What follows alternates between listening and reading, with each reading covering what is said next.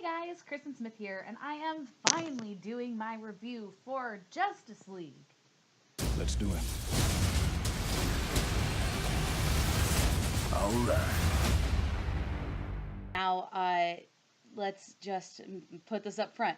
I'm a very big Batman fan. I don't know how you would ever be able to tell that. Maybe like posters or shirts or like various other forms of media. Yeah, I love Batman and I am a big fan of DC. I've always really enjoyed their storylines. I think they have the better set of villains than Marvel. I do love Marvel as well. I don't think you can only love one or the other. I love both, and I think they both have their strong suits, but I do think that DC usually does a little bit better, especially in their movie universes with their villains. That being said, I this movie was fine. Like, I enjoyed it. It was fun, but I didn't like it as much as I wanted to. So, first things first, you have the main cast. So you have your returning characters. You have Batman, played by Ben Affleck. You have Wonder Woman, played by Gal Gadot, and obviously Superman. Spoiler alert: is in the movie with his mustache. That's not a mustache, and that's played by Henry Cavill. And then you also have some returning guest spots. So we saw previously the Flash, and new characters. We have Cyborg and Aquaman, and so these are our main heroes. Which ones of them work and which ones don't? I think Gal Gadot is a fantastic Wonder Woman. I know that there was people who were concerned that her solo movie, a lot of it was because she was acting off of Chris Pine, and that they had such good chemistry together. And that's one of the reasons that she had such a great performance. Well, in this movie, I think that she showed that she has an understanding of the character and that she knows what to do and how to act. And I thought that she played the character very well, and she didn't have Chris Pine to bounce off of. She played off of Ben Affleck, who I have my thoughts on. But I thought she did a fantastic job. I thought the action sequences of her were fantastic. I loved the opening one with her in the bank and just how seamless that looked. And there was obviously CG, but it wasn't bothering me. Like, I knew it was CG, the part where she was sliding across the floor and you know, deflecting bullets, but it didn't bother me. I thought it was just really cool. I loved how like shocked everyone was, and like I thought she was great. Ezra Miller as the Flash, I thought he was just fantastic. I mean, in my head, there's a certain kind of person to play the Flash, and he's got to be like sarcastic and snarky and a little bit like Deadpool, but not quite so raunchy. And I thought, they picked someone who was obviously a little bit younger. They're, maybe trying to hit on some of that Spider-Man Homecoming feel vibe, especially with maybe some similarities between how Spider-Man came in during Civil War and how Flash is coming into this movie. You have someone who's a little more unexperienced, a little awkward, a little off kilter. However, I think that they do enough different so that it's not just a complete ripoff of that Spider-Man cameo in Civil War. I think that they do enough to make him his own character and not just, hey, here's our little kid to join the team. He obviously, has his own strengths, and a lot of this movie is him finding how to use those strengths within this team, because he says he's not used to working with people. He's not used to, being involved with other people. He doesn't have a lot of friends. His dad's in prison. And so, he has a very isolated, childhood and teenage years and now as an adult. And so it's interesting to see him figure out how to use his powers to help others with other powers, and also to basically save the world, because he says in the movie, like, he's just scared of everything, and he's used to, doing little things like fighting off thieves or something, but fighting off like a giant crazy evil guy is, I guess, a little too much for him. But he has a lot of character growth. I think they do his character a lot of justice in this movie. And I love the way they portrayed him. I think that he just had the right level of humor and self-deprecation, and I loved him in this movie. Cyborg, I thought that he was also really good. I mean, there's a certain level that you have to hit with new characters. And Cyborg, for the majority of people, isn't a character that they're overly familiar with. And so I think that, when you have a character like this, you can have a little bit more freedom to do things that you wouldn't have been able to do with a character like Batman or the Flash, or I mean even Aquaman. But Ray Fisher does such an amazing job playing Cyborg. I think that he has, he's definitely brooding. He's got a lot of issues with, how he was created, and the fact that his father, really just experimented on him and did all this stuff. And you can see a lot of tension between him and his father, and you can also tell that he wants to trust his father and love him, but he also doesn't know how to reconcile the fact that his father basically made him into this, what he would, classify as like creature or monster or whatever, like just someone who he doesn't recognize anymore. And his brain changes every day. His powers change every day. He doesn't know how to even deal with what had happened the day before, and then things keep changing. So he's more complex than I think the movie allows for him to be. But for what he is in the movie, I think he does a fantastic job. I really love that there's kind of this internal struggle between, does he keep his humanity or turn, full machine kind of thing? Because there's a few times where he really struggles with, automatic responses that his body is doing and he can't control. And so it's a nice kind of parallel between, how much is too much machine, and how do you keep your humanity and all this. And he has to figure out how to work with a team as well, because he basically doesn't view himself as someone who can come into society anymore. And so he's having a hard time and struggling with this new reality for himself, and, figuring out how to become a part of the world again and not be feared as like the next alien invasion, as he says. So I think he did a good job. I think as the movie progressed, he opened up more and you saw more of his actual personality. And so I thought that was a nice touch that they didn't keep his character stagnant. Aquaman, Jason Momoa, I mean, they didn't give him a lot. Okay, so I know that there weren't a lot of origin stories before this movie came out. We obviously had Superman, we had Wonder Woman, and we had a little bit of Batman in Batman v Superman, but that to me wasn't a full story fleshing out the Batman character that's in this universe. The character that I think requires the most assistance in this movie with backstory is Aquaman. And that's not to say that he did a bad job. I really enjoyed when he was on screen. I enjoyed the way that they actually showed like his powers. I kind of liked the underwater Atlantis stuff. I thought that was interesting. But they gave him a lot of one-liners. They gave him a lot of grunts and cheers and random stuff. And they didn't give him a lot of development as a character. We got just a tiny, tiny bit with his mother, and she abandoned him, and so then he abandoned his kingdom, and he doesn't care about it, but then all of a sudden he cares about it. And to me, that's just not enough for me to connect why he's caring now.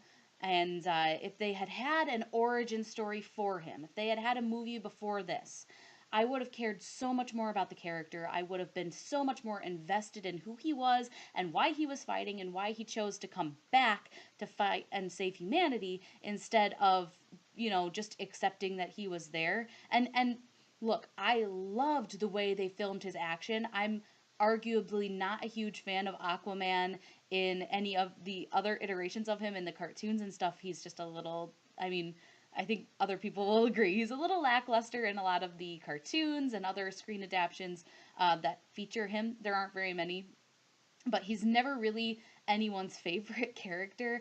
And there's some good comic runs with him in there, to be sure. But he's just not translated well onto screen yet. And I think Young Justice, actually, he was pretty cool in Young Justice, if I remember correctly. But apparently no one watched Young Justice because it had a hard time getting renewed for seasons. Whatever, I digress. But I think that they did a really good job making him tough. And I know that they did this on purpose because, he isn't people's favorite character and they want to make sure that he's likable and that people are able to connect to him. And so they made him fun and, kind of badass. And I had a lot of fun with his character. I thought they made the action super cool.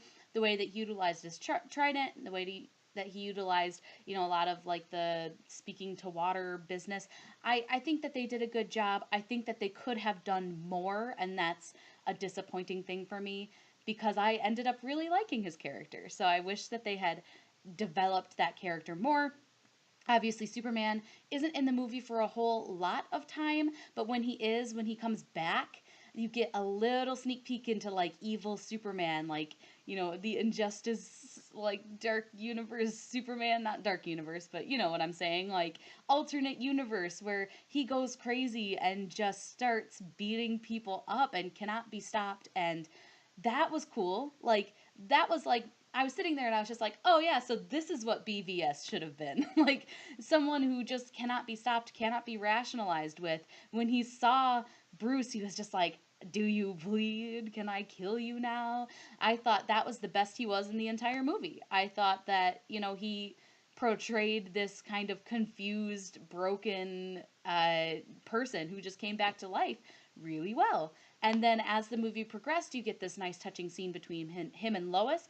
I would have loved to see him and his mother kind of reunite as well at that point. You don't see it until the end of the movie. I just think that that could have given him a little more depth of character as well instead of just him and Lois. But, Amy Adams does a good job as Lois Lane.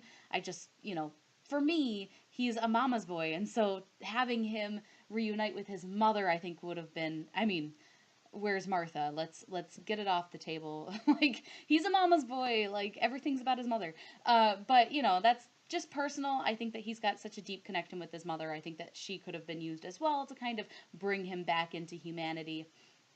But it's cool that they had this scene between him and Lois, and then he comes back, and he's coming back, and they're trying to build this tension with his reveal back finally as Superman, and it's not. They give him some real bad dialogue in this fight scene between Steppenwolf and him. Like, the dialogue just is not great, and they don't make him seem a lot like Superman. I just think that there's a disconnect in these scenes between who Superman is and like who he was in Man of Steel. And who he was in Batman v Superman. I just think that there wasn't a huge connection between the two.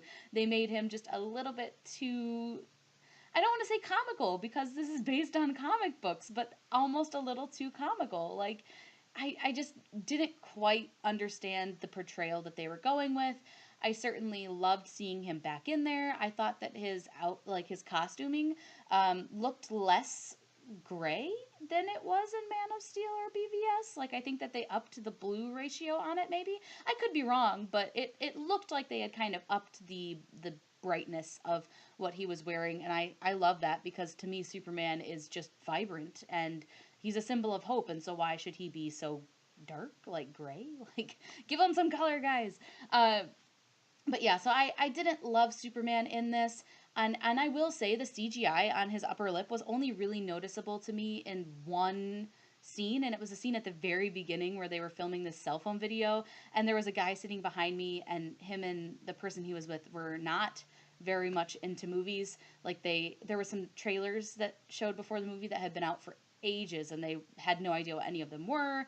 They were not up on any movie news, and so he was like, what's up with his face? His face looks weird. So the argument that if you don't know that something happened, then you won't know that it's there. Yeah, nope.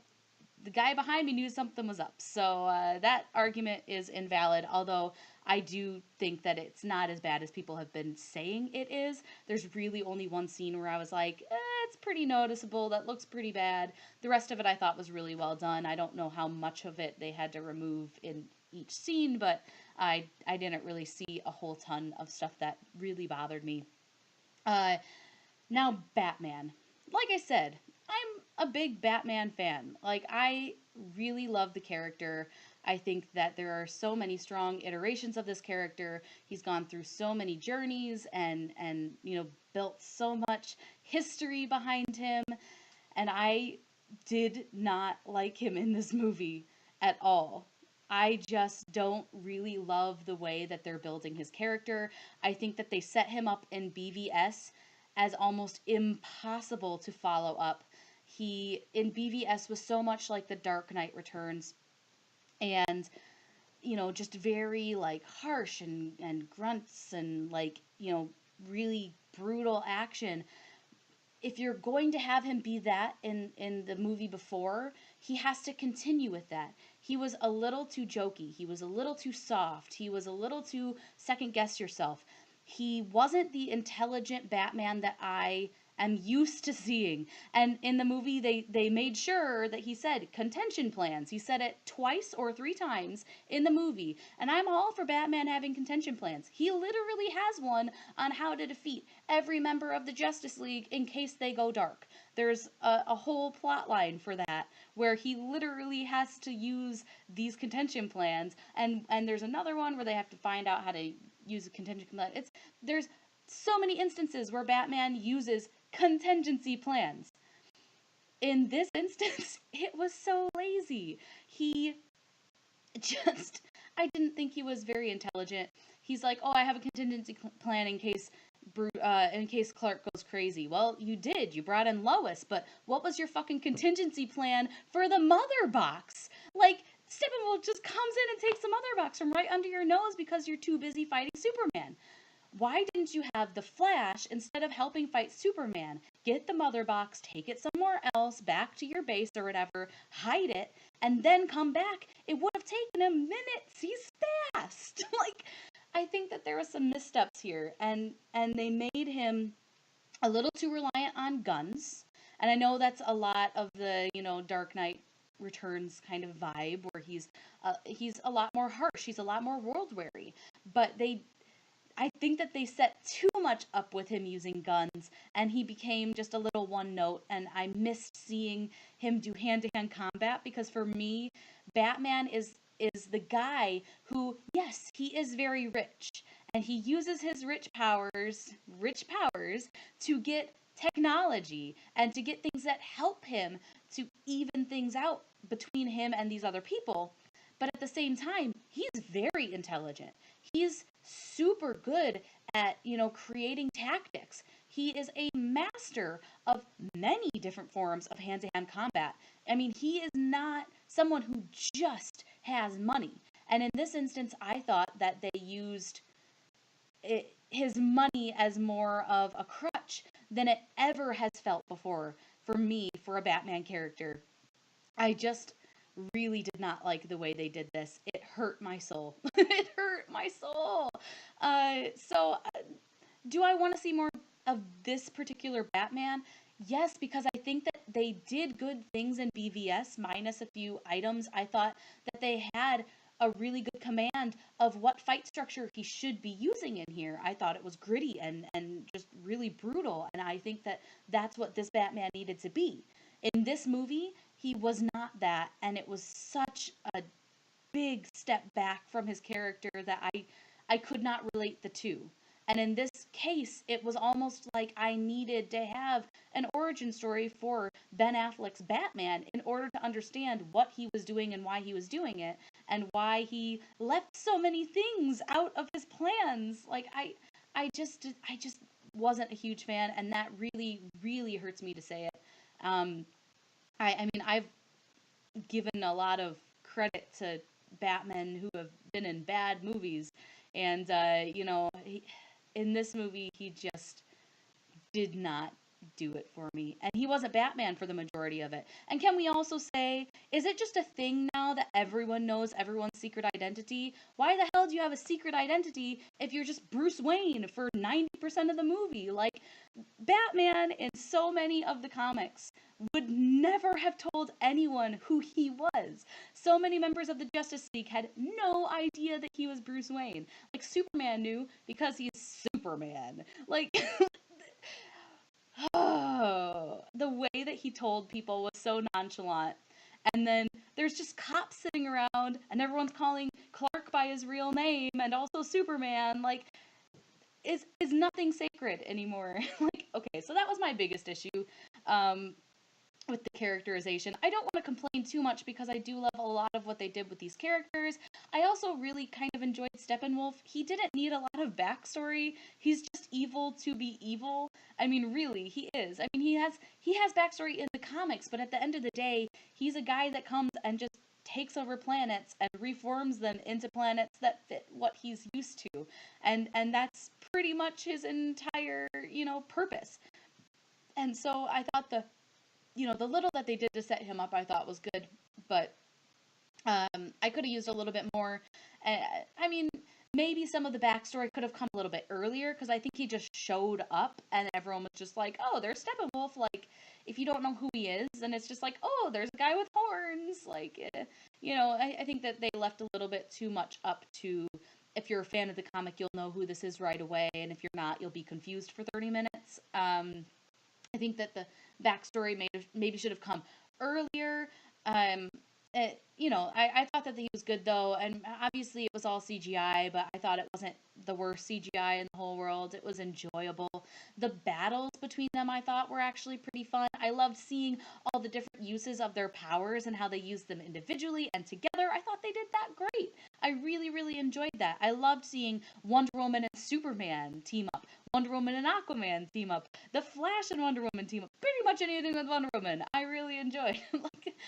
She was great. The other things that I enjoyed were, I mean, the score I thought was great because they had all these little callbacks, like the Batman animated uh, theme song was in it a few times. There was some little tiny callbacks to like Superman themes and stuff. I thought that was so cool, and it hit you like it made you feel like, ooh, this is going to happen. Like, it just felt really, nostalgic is the word, but at the same time, they fit it within this new music as well. And so it kind of made you just really, feel like you were invested again into the movie once you heard it.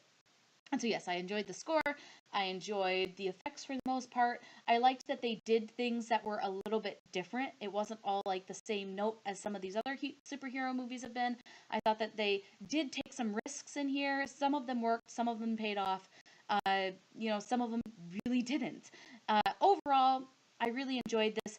My biggest issue with this movie, and I think about 79% of it is fine, and the rest of it is lazy dialogue. I mean, there are so many stupid lines in this movie. The guy behind me who noticed Henry Cavill's CGI lip also basically quoted the whole movie and he had not seen it yet. He could predict 30% of the lines of this movie, and that's lazy screenwriting to me. I mean, that's one-liners and jokes, and they weren't good. Like, Superman, I believe in hope, but I also believe in justice. Like, the way that he delivered it was so bad, it just... And the sad thing is, 21% of the dialogue was bad, but the vast majority of it I thought worked really well.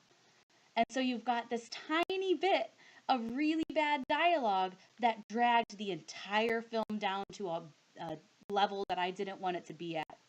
I think if they had tightened up that dialogue a little bit, there were a few action scenes that they focused a lot on kind of Zack Snyderisms with, bullet casings in slow-mo and like, you don't need that. Why do I need to see that? I don't. Focus on the characters. The effects in this movie should be secondary to character building and the actual like fighting styles of each character and the story.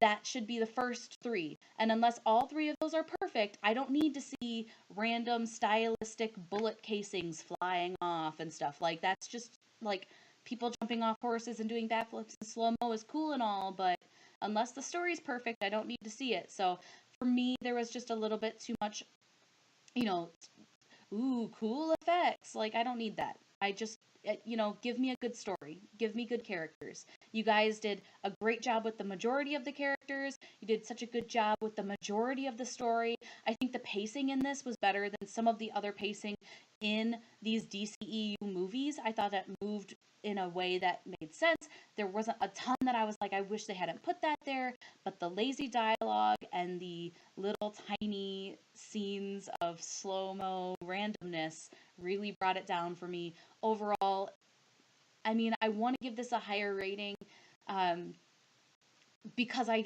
did have a lot of fun with it.